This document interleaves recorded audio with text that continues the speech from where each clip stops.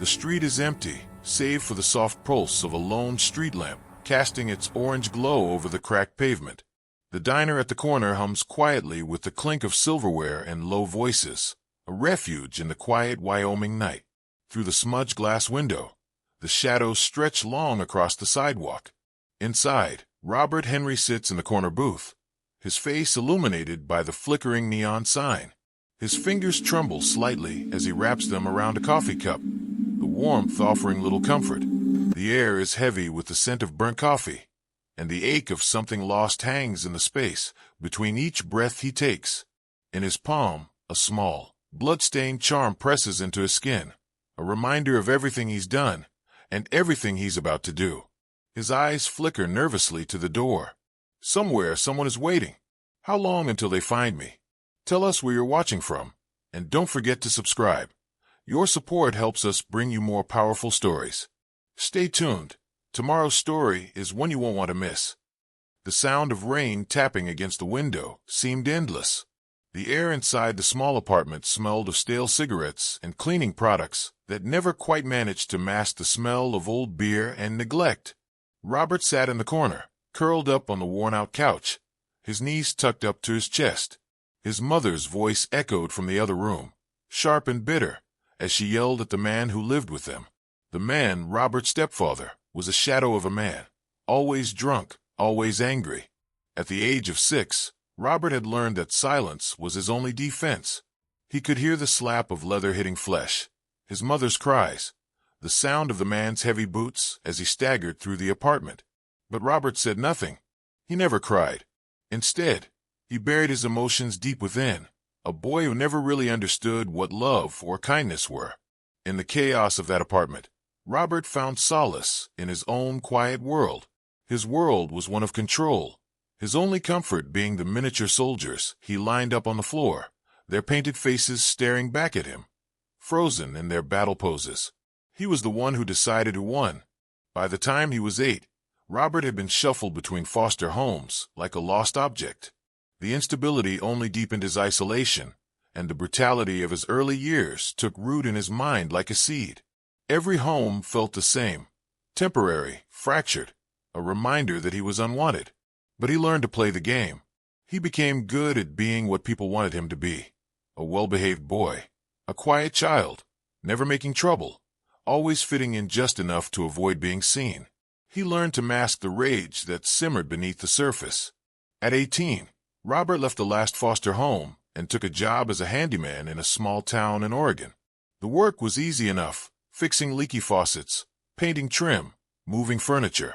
No one asked about his past, and he didn't offer it. But the truth was, Robert's rage was growing. It wasn't enough to control his own world anymore. He wanted to control others. He had learned how to mask his intentions, how to hide in plain sight. And as the years went on, the rage turned darker. It began to whisper to him, telling him that silence could be achieved only through dominance. It was on a humid spring day when Robert met her, a woman in her mid-30s, alone in a park, sitting on a bench with a book in her hands. She was waiting for someone, but no one came. Her name was Sarah, a woman from a nearby neighborhood who had asked him to fix a broken fence. She had offered him a soda, a casual kindness that meant nothing to him. The small talk didn't interest him. He was already thinking about how easily she could be made to disappear. She had trusted him. She had no reason not to. She had no reason to believe that the man fixing her fence would later be the one to end her life. It didn't take long. Robert had learned early on how to manipulate, how to gain control. He knew how to appear harmless, how to make people let their guard down. And when the moment came, when the knife was in his hand, it felt strangely like relief. Afterward, he stood over her body, his breathing heavy, his chest tight. She was dead, and he was the one who had ended her life. He left her body in the park, carefully positioning it as if she were merely sleeping. He was meticulous, hiding the violence beneath a layer of calm. There was something deeply satisfying about it. Her stillness, her silence. He was the master now. Robert didn't feel guilt. He felt control, power. The world was a game, and he had just moved the pieces in a way that suited him. He kept the knife, tucked it away in a drawer in his apartment, and whenever he felt the impulse, he'd take it out and study it. It wasn't about the kill anymore. It was about the act itself, the dominance, the silence. Over the next few months, Robert moved through different towns. No one suspected him. He kept his head down, did his job, and when the urge struck, he took another life. Each kill was different, but it all followed the same pattern. He hunted women who seemed vulnerable, ones who trusted too easily, who thought they were safe. He would charm them, disarm them with a smile, and then, in an instant, he would take away their peace, their control. But with each death, Robert felt something stir within him, something darker. The killings were no longer just about control. They were about something else, something deeper, more unsettling. Each victim's body was treated with a ritualistic care, positioned in ways that made them appear peaceful, serene, almost as if they were only sleeping. It wasn't enough to just kill them. He wanted them to be still, to be silent, to be perfect. Robert knew the police were starting to notice. The pattern was there, clear for anyone willing to see. Each body was left in a public place, each one carefully staged, with a strange and growing signature left behind, a phrase written in blood, sometimes with the body, sometimes near it. The price of silence. Robert watched the news. He read the reports. He knew they were getting closer. But what he didn't know was that the game was shifting. He was starting to lose control. His carefully constructed world was beginning to crack. His cold demeanor and calm smile were slipping. The rage was getting harder to hide. As Robert glanced over his shoulder, he noticed the first flickers of suspicion. Detectives questioning locals, a new face in the small town, a hint of a pattern being uncovered. The question that lingered in his mind now wasn't about control. It was about survival. How long before someone found the cracks in his perfect mask? The walls of the interrogation room felt colder now, the hum of fluorescent lights making the air feel thicker, more suffocating. Robert Henry sat across from the detectives, his once smooth facade beginning to crack.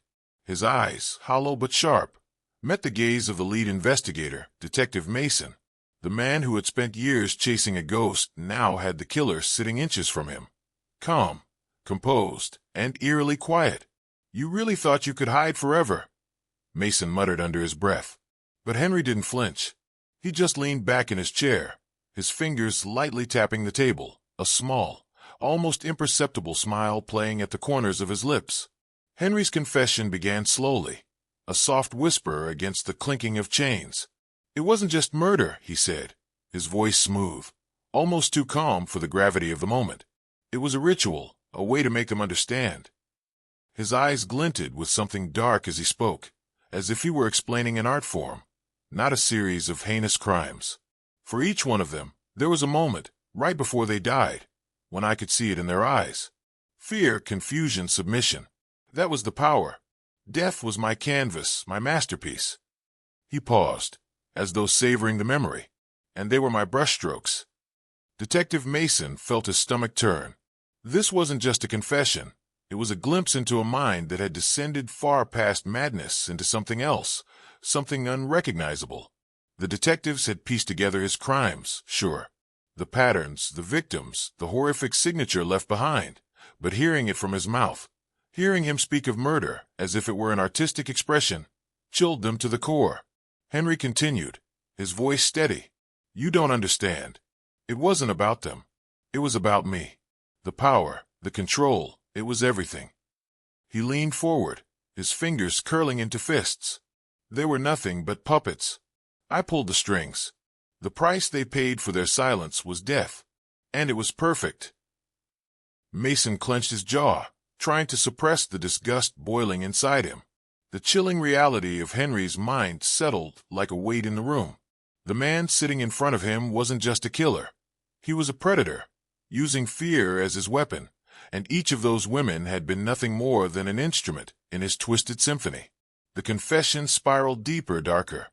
Henry revealed the unthinkable. He had killed not just 4 women, but 12. 12 lives ended by his hand. Each victim chosen for the vulnerability he could manipulate.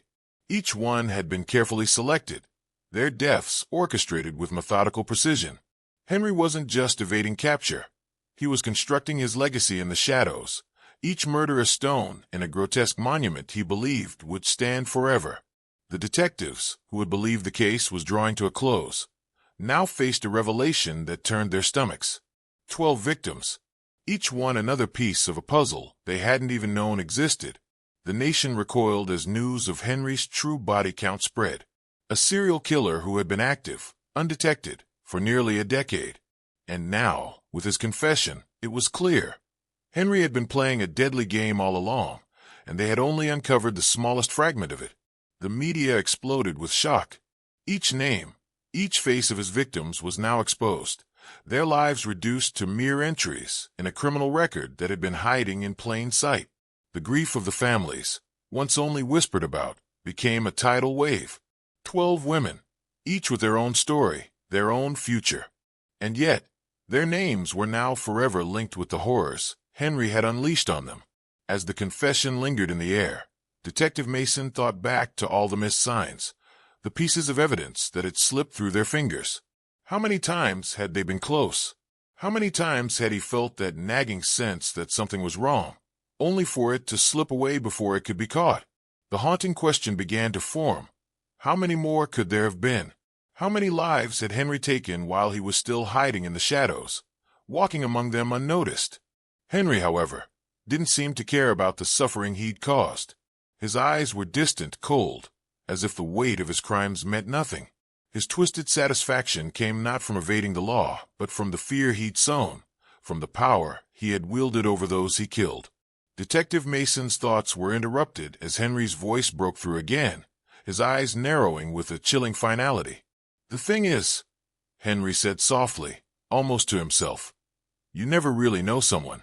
People think they can trust each other, but they don't see the cracks. They don't see the monster until it's too late." The words hung in the air, thick and suffocating. Mason wasn't sure if he was speaking to him or to himself, but the message was clear. Robert Henry wasn't just a product of his past. He was the result of a much darker truth, that monsters could walk among them, disguised as ordinary men. The aftermath of Robert Henry's confession rippled through the investigation team like a tidal wave. As the shock of his admission settled, the detectives went back to work, revisiting the case from a new perspective. What had seemed like isolated murders began to take on a darker significance. Henry had spoken of more than just his own twisted desires. He had spoken of a network. It wasn't long before they uncovered something far more disturbing. Hidden in the depths of Henry's apartment, behind the false wall of an old closet, they found a trove of photographs, documents, and a journal, each entry meticulously detailed, chronicling his actions, his ritualistic killings, and the people he had worked with. The network wasn't just a product of his imagination. It was real. Henry had not been working alone. Detective Mason flipped through the photos, his breath catching in his throat as he looked at the images of women, some alive, some in the final moments before their deaths. But there were others in these pictures too, men and women, their faces blurred, their identities hidden in the shadows. The disturbing realization hit him like a punch in the gut. Henry had used his position in this underground world to facilitate more than just his killings. He had been supplying victims to a larger network of criminals, a trafficking ring that spanned the country. The police had been chasing a lone killer. They had been wrong. "We thought it was just him," Mason muttered under his breath, the weight of the discovery pressing down on him. He was the puppet master, and there were others pulling the strings with him. The full extent of Henry's involvement with the network began to unfold in disturbing clarity. These murders weren't just about death. They were about control, manipulation, and exploitation. The women were not simply victims of a man's sick fantasies. They were pawns in a far-reaching criminal operation, one that fed off their pain and desperation. A breakthrough came when the investigators traced the trail of the women Henry had killed. One by one, they discovered that several of his victims had been involved in the underground sex trade. Some had been lured with promises of a fresh start, others coerced into the life by threats or deceit. The police connected Henry's victims to other missing persons cases that had been long dismissed or overlooked. The realization that his murders were part of a broader, systematic exploitation of women sent a wave of horror through the department. But the real twist came when they found a specific entry in Henry's journal, a cryptic message that pointed to a much larger conspiracy. He hadn't been just a participant. He had been helping orchestrate the entire operation. The words etched in his handwriting were chilling. The price of silence is not just death, it's compliance. You'll see. Henry had believed he was more than a mere killer. He saw himself as an agent of something bigger, a part of an intricate system that used murder as a tool to control the world around him. The full horror of what Henry had been involved in was just beginning to surface. This wasn't just about his twisted need for power. It was about a network of criminals that he had been feeding with his victims. The investigation continued to spiral deeper into darkness. In Henry's apartment, tucked beneath a loose floorboard, they found the final piece of the puzzle, a collection of VHS tapes and photographs. As the investigators began to process the footage, their blood ran cold. The tapes showed Henry with his victims, not just in the moments before death, but after. Photographs of bodies, posed like grotesque art. Some were arranged in ways that made them appear lifelike, others brutally dissected. But the chilling part wasn't just the brutality. It was the way Henry filmed it. He wasn't just a killer. He was documenting his art, capturing every horrific moment in meticulous detail. But what disturbed the investigators even more were the final images found on the last tape. Images of men, their faces partially obscured by shadows, standing in the background of Henry's artwork. These weren't just photographs of his victims. They were photographs of Henry's collaborators. This discovery confirmed what they had feared. Henry's role in the larger criminal network wasn't just as a participant. He had been a key player, a master manipulator feeding his dark desires into an operation that preyed on vulnerable women. The more the detectives dug into the case, the more they uncovered. Each new piece of evidence, each new connection, twisted their understanding of Henry and the dark web of criminal activity he had been part of. The deeper they went, the more questions arose. How many more victims had there been?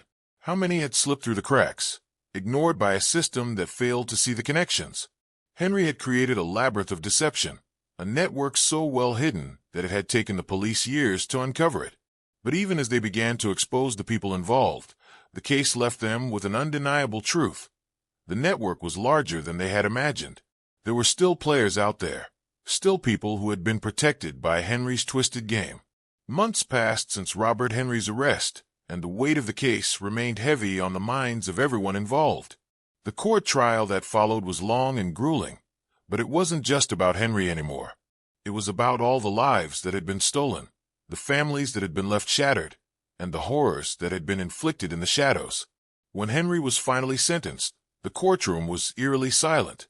His face, once confident and unrepentant, now bore the traces of defeat. His sentence was clear: life in prison, no possibility of parole. But the sentencing didn't bring relief to the victims' families, nor did it provide them with any real sense of closure. For them, nothing could erase the horror they had lived through.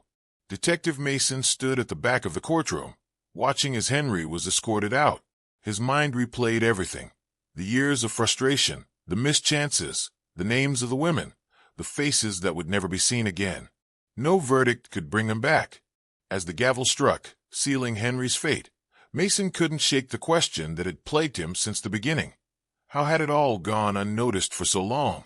The families of Henry's victims now had to rebuild, but their healing would never be complete. The pain of loss was too great, the scars too deep. In private interviews, the parents and siblings of the women spoke of their grief, of the hole that Henry had carved in their lives. They had waited for justice, some of them for years, and now that they had it, it felt like a bitter, hollow victory. "We'll never get them back," one mother whispered, her voice breaking. "But we can finally tell the world who they were, that they mattered." The public was still reeling. The media reported on Henry's trial in the weeks that followed, but the story soon faded from the headlines. For those who had followed the investigation, the case was a reminder of just how easily evil could hide in plain sight. How a man who looked like anyone, who could blend into any community, could harbor a darkness so deep it could destroy so many lives. Robert Henry's name became a symbol, but not in the way he had hoped. His name would be remembered, but not as a mark of glory or power. It would be etched in the annals of true crime history, a warning of the horrors that can fester when we ignore the signs of darkness around us. The case became a cautionary tale, not just for law enforcement but for society as a whole. The victims' families, despite their pain, came together in a shared mission to ensure that their loved ones' deaths were not in vain. They worked to raise awareness about human trafficking, about the dangers of exploitation, and about the need for vigilance in a world that often turns a blind eye to suffering. There was no celebration of justice. There was no satisfaction in Henry's downfall. Just a quiet recognition that they had uncovered the truth, a truth that had been hidden beneath years of manipulation, silence, and fear. Henry's legacy was not one of power, but one of caution, a reminder of the evil that can lurk just beneath the surface of ordinary lives, the shadows that can creep into communities without anyone noticing. The documentary about Robert Henry's crimes would continue to be made, long after the trial was over. It would serve as a reminder to future generations, the importance of paying attention, of recognizing the signs of manipulation and evil when they appear. The story of Robert Henry, once a nameless face in the crowd, would be told for years to come, not just to educate, but to ensure that what happened to these victims would never happen again. But for Detective Mason, the case remained unfinished. He would never forget the faces of the victims, the way they were stolen from their families, and the system that had failed them.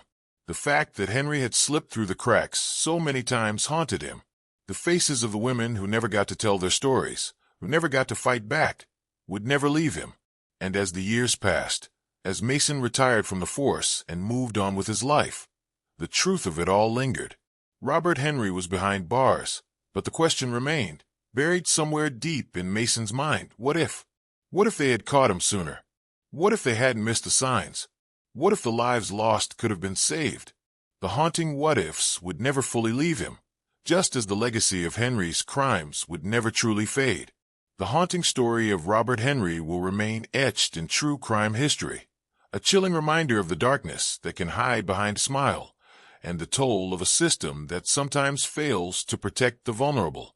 But his victims, Sarah, Rebecca, Elizabeth, and the others, will never be forgotten. If this story touched you, share it with those who need to hear it. Leave a comment below and tell us where you're watching from. Don't forget to subscribe so we can continue to bring you more gripping tales from the world of true crime. Your support helps us share stories that must be told.